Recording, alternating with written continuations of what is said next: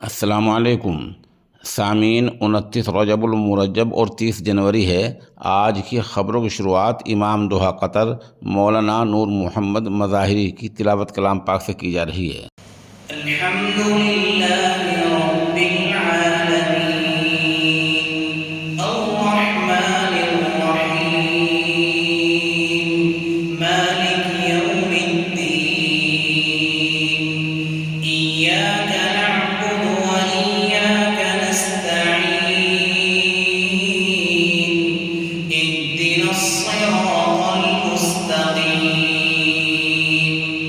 सिरातल लज़ीना अनअमत अलैहिम गैरिल मग़दूबि अलैहिम वलद्दाल्लीन।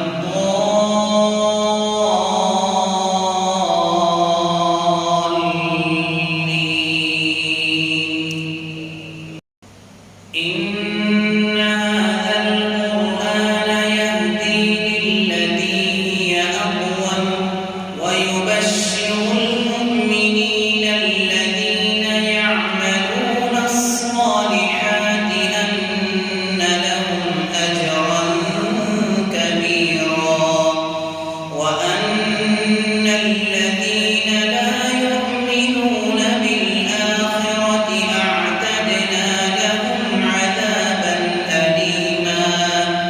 ويدعو الإنسان بالشر دعاءه بالخير وكان الإنسان عجولا. وجعلنا الليل والنهار آيتين فمحونا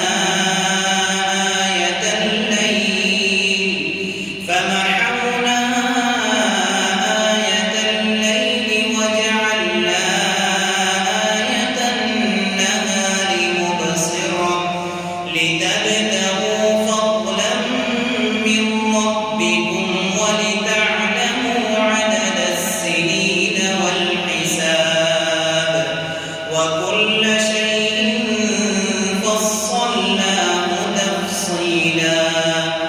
وكل إنسان ألزمناه طائره في عنقه ونخرج له يوم القيامة كتابا يلقاه منشورا.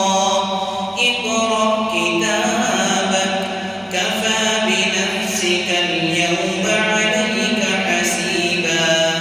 من اهتدى فإنما يهتدي لنفسه ومن ضل فإنما يضل عليها ولا تزر وازرة وزر أخرى وما كنا معذبين حتى نبعث رسولا.